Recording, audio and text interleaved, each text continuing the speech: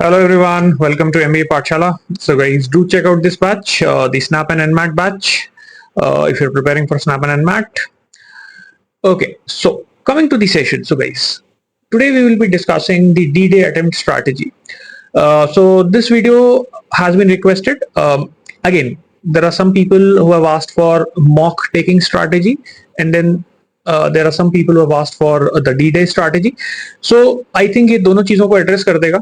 So basically आज के session का अपना प्लान है कि जब हम मॉक में वर्बल सेक्शन को अटेम्प्ट करते हैं या जब कैट के अंदर हम एक्चुअल वर्बल सेक्शन को अटेम्प्ट करेंगे, given the fact that it's the first section. Okay, so how should I go about it, है ना. तो क्या करना चाहिए, कैसे अटेम्प्ट करना चाहिए, क्या स्ट्रैटेजी रहनी चाहिए, उसके बारे में हम लोग बात करने वाले, right. Okay, so let me start with the very first thing, and I'm going to keep this video very precise, very short, okay, and I'm not going to confuse you with a lot of things. ठीक है, मुझे लगता है कि जब attempt strategy की बात आती है तो कुछ ही चीजें हैं जो ज्यादा relevant हैं, ठीक है, and I think if you have really worked on these areas that I will be discussing today, okay, you can easily handle the paper, right? Okay, so let's first talk about the target कि exactly verbal section में मैं करना क्या चाह रहा हूं, है ना. ठीक है, सो वर्बल की जहां तक बात है, we all realise that verbal as a section has a psychological impact and the impact that it has, the absolute impact that it has on in terms of marks. ठीक है, सो वर्बल का जो relevance है guys, क्योंकि ये first section है तो ये दोनों तरीकों से है. पहला रेलिवेंस तो ये कि अगर मेरा क्वांट और डीआई उतना स्ट्रांग नहीं है, ठीक है, and we know deep inside कि यार क्वांट में मैं कैसा परफॉर्म कर रहा हूँ, डीआई के अंदर ऑब्वियसली रिस्क हमेशा रहता है, ठीक है, we all realise it, right. एक सेट गड़बड़ हुआ ऊपर नीचे, ठीक है, तो things go haywire, right. So if I am a sort of student who really wants to get a 90 plus or a 95 plus, and I know deep inside that my quant and DI are not that good, so guys this is one section that you can really score. ठीक है, सो आपको एक चीज समझनी है कि जो भी स्ट्रैटेजी आप बना रहे हो या इवन अभी जो टाइम का एलोकेशन आप कर रहे हो उसमें अपनी स्ट्रेंथ्स पे ध्यान देना, क्योंकि वीकनेसेस को कवर करके आप किसी सेक्शन का कट ऑफ निकाल सकते हो, लेकिन जो आपका मेजर चंक ऑफ स्कोर आएगा वो आएगा आपका उस एरिया से जो आपकी स्ट्रेंथ है. ठीक है, for many students they would realize that verbal can be their strength because verbal is a pretty manageable section, और अगर ढंग से अटेम्प्ट किया जाए तो इसमें से आपका काफी अच्छा स्कोर आ सकता है. ठीक है, so that is like the absolute impact of the score. The second aspect of verbal section is your psychological impact. तो psychological impact guys क्या है, क्योंकि first section है तो मैं जब attempt करता हूँ और अगर मेरा first section ही खराब जाता है तो psychologically I would not be in a right state of mind to handle the other two sections. Okay, so it becomes important that I exactly know कि verbal को मैं कैसे handle करने वाला हूँ, right? So coming to the targets, so there are two basic type of targets that you're planning to set right now. One is a conservative strategy, I will call it defensive strategy, है ना. So conservative strategy, defensive strategy उन students के लिए, उन बच्चों के लिए जिनका usually percentile 80 या 80 से कम चल रहा है. ठीक है, मॉक्स के अंदर आप देखते हो कि भाई आपका जो परसेंटाइल है वो हमेशा 80 प्लस नहीं आ रहा.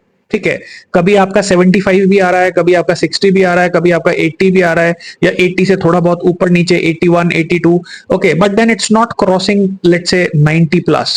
And even if once in a while आपका 90 प्लस क्रॉस भी कर गया तो कंसिस्टेंटली आपको वो 90 प्लस नहीं दिख रहा, वो मतलब वो 80 के आसपास ही चल रहा है. सो नाउ फॉर दो students the strategy that I recommend is initially a conservative or a defensive strategy. Now, what is conservative or a defensive strategy? Let's try to understand this. So, conservative strategy में guys आपको करना क्या है कि आपको 2 RCs करने हैं and 4 to 5 VA questions. Okay, and let me remind you, this is not a permanent strategy. This strategy is only till now you cross a certain threshold. जब तक कि आपके एक कंसिस्टेंट तरीके से 90 प्लस नहीं आने लग जाते. ठीक है, सो ये तब तक है जब तक आपको लग रहा है कि भाई मेरी एक्यूरेसी नहीं आ रही, कभी मेरा 60 परसेंटाइल आ रहा है, कभी 50 परसेंटाइल आ रहा है, कभी 80 भी आ रहा है, बट 80 ऐसा नहीं है कि हमेशा ही आएगा. ठीक है, so this is a conservative strategy. Conservative strategy is basically focused towards minimising risk. Okay, ये वो स्टूडेंट्स हैं जो कंजर्वेटिव स्ट्रैटेजी को लेना प्रेफर करेंगे जिनको पता है कि हमारी इन जनरल एक्यूरेसी कम आती है. अगर मैंने 15 क्वेश्चंस अटेम्प्ट किए तो 15 में से 7 रॉन्ग हो गए, 7 ही सही हो पाए, ठीक है। So obviously your problem is accuracy. Okay, so conservative strategy basically is कि 2 आरसीज करने हैं और 4 to 5 वीए करने हैं, इससे ज्यादा आपको नहीं करने। सो 2 आरसीज मतलब 8 questions and 4 questions of VA, 4 to 5 questions of VA, so that is around 12 to 13 questions का attempt, ठीक है। 12 to 13 questions एक काफी अच्छा नंबर है। इन 4 to 5 VA क्वेश्चंस के अंदर जो आपके 4 क्वेश्चंस होंगे वो टीटा टाइप होंगे, ऑड वन आउट एंड पैराजिमल्स, तो वहां पे नेगेटिव नहीं लगेगा, और एक क्वेश्चन आपका VA का नॉन टीटा टाइप होगा, ठीक है। So obviously non theta type के अंदर आपका पैरा समरी हो सकता है, पैरा कंप्लीशन हो सकता है, ठीक है। So obviously it's a very safe strategy. 2 RCs जब आप सेलेक्ट करोगे तो obviously you pick up the easiest 2 RCs, ठीक है, जो आपके फेवरेट एरियाज हैं, जो आपके सबसे स्ट्रॉन्गेस्ट एरियाज है ना। और मुझे लगता है कि when you are working on 2 RCs then easily you can get around 6 to 7 questions right if you have given enough time to select those 2 RCs properly. Okay, so that is the conservative strategy. ये conservative strategy आप cat के दिन भी लगा सकते हो, अगर cat के दिन तक आपको लगता है कि मॉक्स में कंसिस्टेंटली मेरा स्कोर नहीं आ पा रहा, I would prefer to play safe, ठीक है। I would prefer to play safe. अगर मुझे लगता है कि मेरा स्कोर इतना ज्यादा फ्लक्चुएट होता है कि कभी 50 चला जाता है, कभी 85 चला जाता है, I would prefer to play safe. Okay, because CAT में जो क्वेश्चन सेट किए जाते हैं वो इस तरीके से सेट किए जाते हैं कि उनमें जनरली आदमी गलती करता ही है। तो अगर मुझे बहुत ज्यादा एक्सपीरियंस नहीं है, अगर मुझे बहुत ज्यादा रीडिंग मैंने नहीं की, अगर मैंने बहुत ज्यादा मॉक्स नहीं दिए, तो कहीं ना कहीं अंदर से मैं जानता हूं कि it's better for me to play safe. Okay, that is a defensive strategy. Coming to the offensive strategy, now offensive strategy is basically a sort of strategy that is meant for people who are getting 90 plus or 95 plus and consistently they know कि एक basic level तो हमारा clear हो ही रहा है। 85 plus उनका हमेशा आता ही है, 90 प्लस यूजुअली आता है, ठीक है, कभी कभी 95, 97, 99 भी चला गया। Now these people would target doing 2.5 to 3 RCs because these people can manage. इन लोगों का जो पर आरसी टाइम होगा वो अराउंड 10 मिनट्स होगा, तो 3 आरसीज मतलब around 30 minutes में they would be able to manage 3 RCs and then 10 minutes के अंदर they would be able to manage 5 to 6 questions of VA. 5 to 6 questions of VA मैंने इसलिए बोला because if you are someone who is getting a 90 plus, easily you can manage 5 questions. Maybe if the VA is really easy. Last year जो पैराजिम्बल्स आए थे वो बहुत ज्यादा easy थे, ऑड वन आउट बहुत ज्यादा मैनेजेबल आते हैं कई बार, ठीक है। तो अगर मैं देखूं तो डिपेंड करता है पेपर कैसा है, ठीक है। तो अगर पेपर अगर मैनेजेबल है तो मुझे लगता है कि भाई आप 5 questions to 6 questions as a good student you can do, right. Now obviously that is going to depend on how the paper comes, right. When I say 2.5 to 3 RCs, obviously it's a decision that you take. यार अभी मुझे लग रहा है कि यार 2 RCs तो मेरे करेक्ट हो गए, ठीक है, एक हाफ आरसी और कर देते हैं, ठीक है, मे बी 4 क्वेश्चंस में से 2 questions. Okay, so this is like 2.5 to 3 RCs. So if I look at the numbers, it would be somewhere around 15 to 18 questions, ठीक है। सो ऐसा स्टूडेंट जो 90 प्लस कंसिस्टेंटली स्कोर कर रहा है वो ऑब्वियसली टारगेट करेगा कि मैं 15 से 18 क्वेश्चन करूं और उसमें मेरी अराउंड एक्यूरेसी 85 to 90% एक्यूरेसी है। Okay, so this is an optimistic offensive strategy. Now the thing is that conservative strategy वाले जो लोग हैं, जब उनकी परसेंटाइल कुछ हद तक मॉक्स में consistently 85 plus 90 plus आने लग जाएगी, तो they can also shift to optimistic or the offensive strategy. Okay, so this is not a rigid framework, it's like you have to decide where do you stand right now. Okay, so that is one, क्योंकि ये question काफी लोगों के mind में रहता है कि sir कितने अटेम्प्ट करने हैं, what is the safe number. Okay, so this is what my recommendation is, ठीक है। Okay, now coming to the plan of attack, how do you attack the paper. Okay, so let's say मेरे पास verbal का mock है या मेरे पास cat का mock है, मैंने स्टार्ट किया तो फर्स्ट 3 मिनट्स वो go to scanning the paper, right. Some people may feel कि सर 3 मिनट्स ज्यादा नहीं है, कई जगह हमें सजेशन मिलता है कि पेपर आया और पेपर को स्टार्ट कर दो। कुछ लोग तो इतनी बड़ी गलती करते हैं that they go in sequence like passage 1, passage 2, passage 3, passage 4। Okay, absolutely wrong. Okay, so guys, no, 3 minutes is not that much time. 3 minutes is a good enough time for you to judge which passage is easy, which passage is tough, and which questions of VA are also easy. अगर आपके mind में ये है कि sir VA के कैसे पता चलेंगे, तो भाई VA के जो क्वेश्चंस हैं वो भी आपको दिख जाते हैं। अगर पैराजिम्बल्स इजी है तो पैराजिम्बल्स में सेंटेंसेस शॉर्ट होंगे, ठीक है, आपके पास सिर्फ 4 ऑप्शंस होंगे जिनको आपको सीक्वेंस करना है। अगर वर्बल एबिलिटी के अंदर ऑड वन आउट इजी है तो ऑड वन आउट के अंदर जो क्वेश्चंस जो सेंटेंसेस होंगे, sentences would be short, they would be easily understandable, उनकी जो टॉपिक है, उनकी जो लैंग्वेज है, वो पढ़ने में काफी मैनेजेबल सी आपको लग रही होगी. So you get some sense. मैं ये नहीं कह रहा कि आप 100% बता देते हो कि इजी क्या है, मुश्किल क्या है, लेकिन आपको आइडिया लग जाता है. Okay, I have also made a video on that. Okay, so you can go and look up that video. सो भाई 3 मिनट में आराम से डिसाइड करो कि कौन सा आरसी इजी है, कौन सा टफ है. एक आरसी अगर आपने गलत उठा लिया स्टार्टिंग में, तो it will eat up your entire time and then you will also not get accuracy. पता चला कि आपने एक गलत आरसी उठा लिया, उसके चक्कर में आपका 12 मिनट्स चला गया स्टार्टिंग का, 12-13 मिनट्स, और उसके साथ साथ आपके 3 क्वेश्चंस रॉन्ग हो गए. Okay, then like how would you manage the rest of the paper, right? ठीक है. So right RC selection guys. अब राइट आरसी सिलेक्शन में this is what you should look for. There is gonna be one RC that is gonna be easy. बहुत easy RC होगा एक RC. ठीक है, हमेशा आता है. एक आरसी इतना इजी होगा कि आप उसके कंटेंट को पढ़ोगे तो कंटेंट भी इजी होगा, और जो क्वेश्चंस होंगे, क्वेश्चन की स्टेम और उनके ऑप्शंस का डिस्टिंक्टनेस, ठीक है, that would also be very easy. Okay, so both the content as well as the questions, right? So, and this is an art. Okay, I've already discussed how to find the easy RCs, so you can look at that video also. So, आपको वो एक easy RC ढूंढना है. ये 3 minutes जो जाएंगे वो जाएंगे उस एक इजी आरसी को ढूंढने में और एक मीडियम आरसी को ढूंढने में. ठीक है, once you find that one easy and one medium, your work for the time being is done. क्योंकि जो थर्ड आरसी है वो कंडीशनल है, वो डिपेंड करेगा. ठीक है, वो डिपेंड करेगा. मैं उस पर आऊंगा कि थर्ड आरसी आप कब करोगे. ठीक है, लेकिन अभी के लिए यू हैव सेलेक्टेड 2 आरसीज. ठीक है, you have selected 2 RCs. Okay, one easy one medium. अपने जजमेंट के बेसिस पे, अपनी स्किल्स के बेसिस पे, कई बार हो सकता है थोड़ा बहुत ऊपर नीचे हो जाए, बट आप अपनी तरफ से बेस्ट, आपने एक इजी और एक मीडियम निकाल लिया. Then you go and you find those 3 to 4 VA questions that are easy. ठीक है, maybe you're gonna attempt 5 questions, लेकिन अभी के लिए 3 to 4 क्वेश्चंस VA के देख के रख लो कि भाई ये VA के क्वेश्चंस हैं, इजी लग रहे हैं, ये छोटे छोटे क्वेश्चंस हैं, ये पैरासमरी का क्वेश्चन बड़ा समझ में आ रहा है, लैंग्वेज बड़ी इजी सी है, नीचे जो ऑप्शंस हैं वो भी बहुत लेंदी नहीं है, तो शायद ये नॉर्मल है. ठीक है, ओके, नाउ ऑब्वियसली वो एक हल्का सा डाउट रहता है, बट ठीक है, आपने अपने अकॉर्डिंग 3 to 4 क्वेश्चंस निकाल लिए. नाउ ये जो 2 आरसीज हैं और ये जो 4 क्वेश्चंस VA के हैं, आप सबसे पहले इनको अटैक करोगे. Okay, so you can attack VA पहले, you can attack RC पहले, depending on how you feel about the whole thing. Normally ये क्वेश्चन भी आता है कि सर VA पहले करें कि RC पहले करें. देखो, डिपेंड करता है. मेन चीज ये है कि जो क्वेश्चंस आपने उठाए हैं वो इजी हैं कि नहीं है. When I say easy, it may not be easy in absolute sense, क्योंकि हो सकता है कोई स्टूडेंट बोले कि सर कैट में तो इजी क्वेश्चन आते ही नहीं है. ठीक है, the point is that relatively easy होने चाहिए, बाकियों की तुलना में वो इजी है. ठीक है, बाकी जो क्वेश्चन है उनके कंपैरिजन में वो इजी है, राइट? सो 2 आरसीज आपने यहां से किए. ठीक है, 2 आरसीज आपने किए, 8 क्वेश्चंस आपको यहां मिल गए. यहां पे आपने 3 to 4 VA के क्वेश्चंस किए. ठीक है, तो अराउंड 4 क्वेश्चंस आपको यहां मिल गए. ठीक है, अब यहां तक आपका 12 क्वेश्चंस का काम हो चुका है. ठीक है, this is the basic work.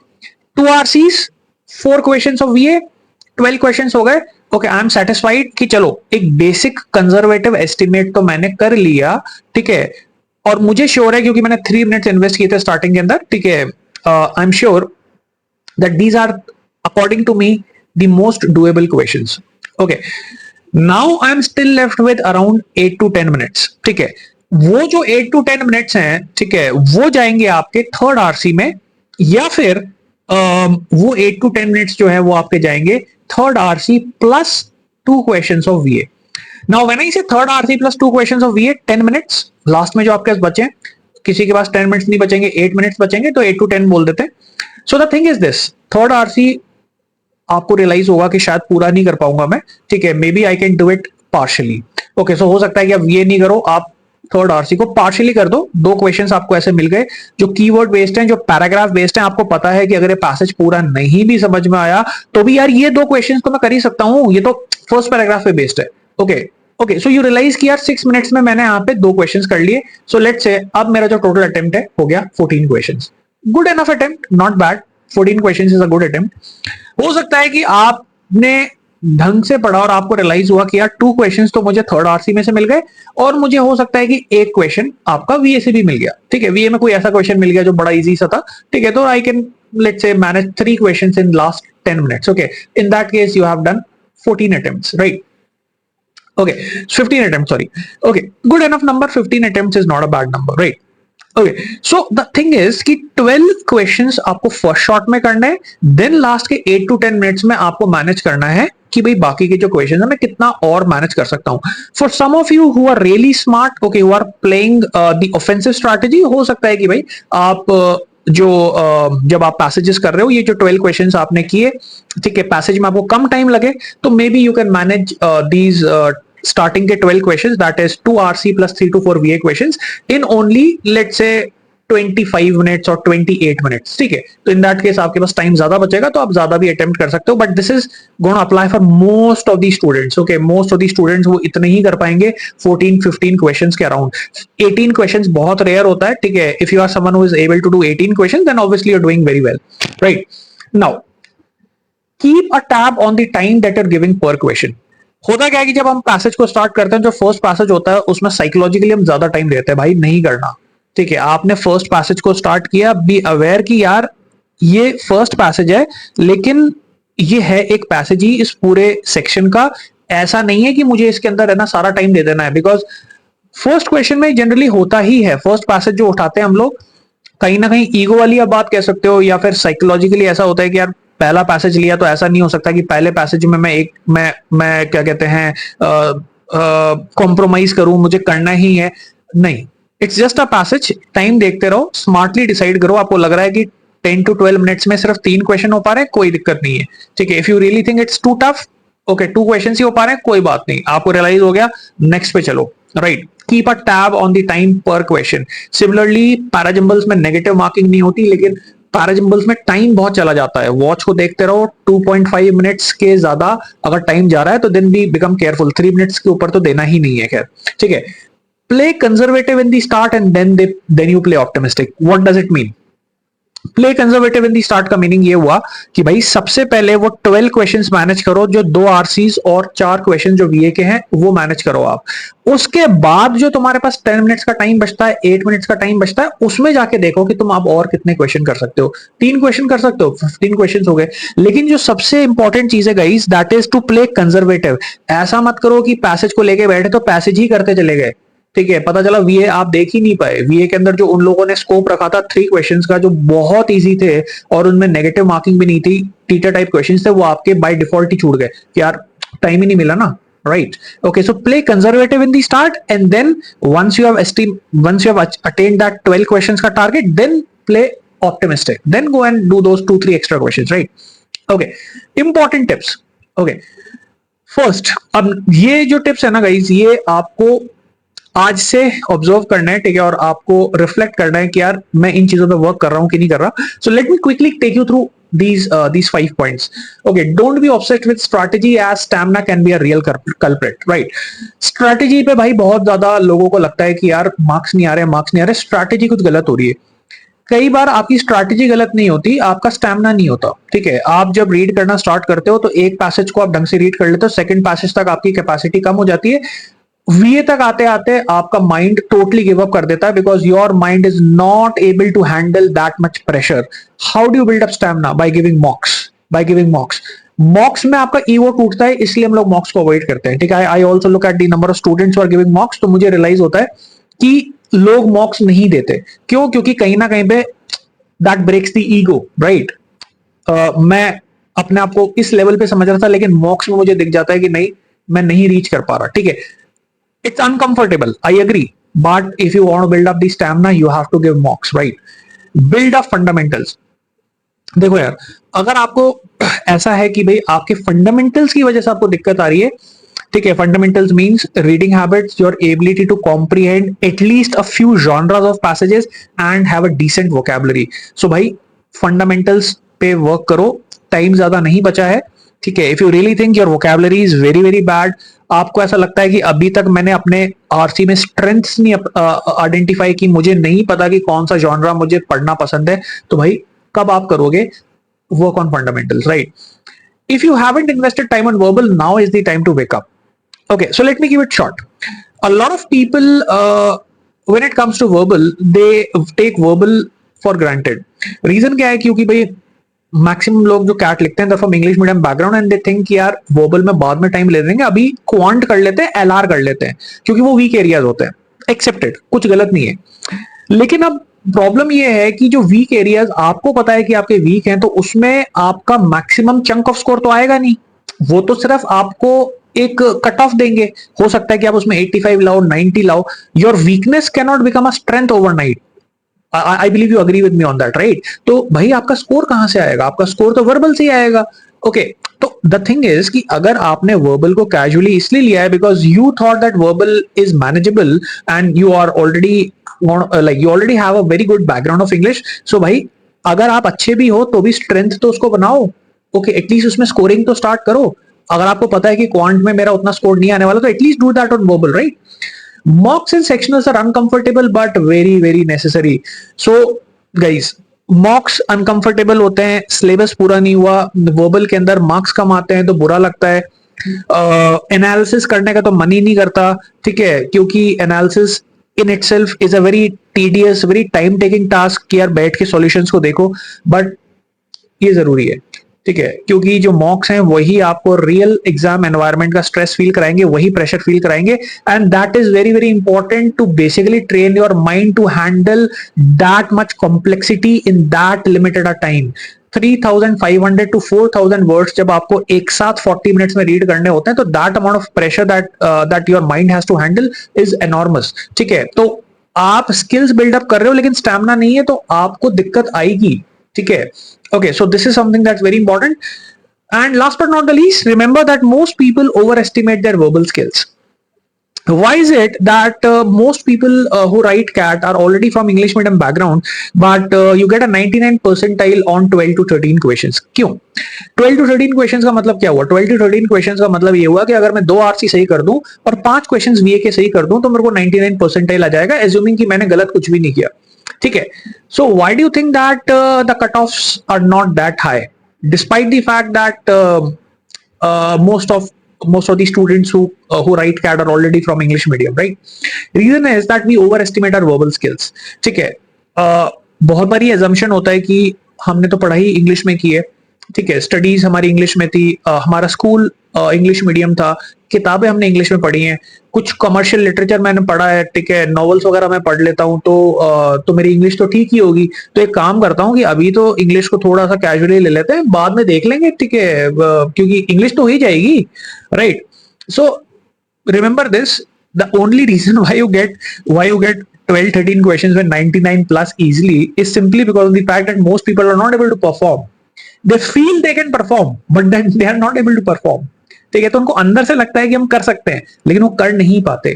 तो करने के लिए आपको एक्चुअली उतरना पड़ेगा मैदान में, ठीक है? आपको करना पड़ेगा, ठीक है? So remember this that you may be falling in the category where you overestimate the amount of skills that you have on verbal, but you really need to put in that effort. Okay, so guys, that's it for today's session.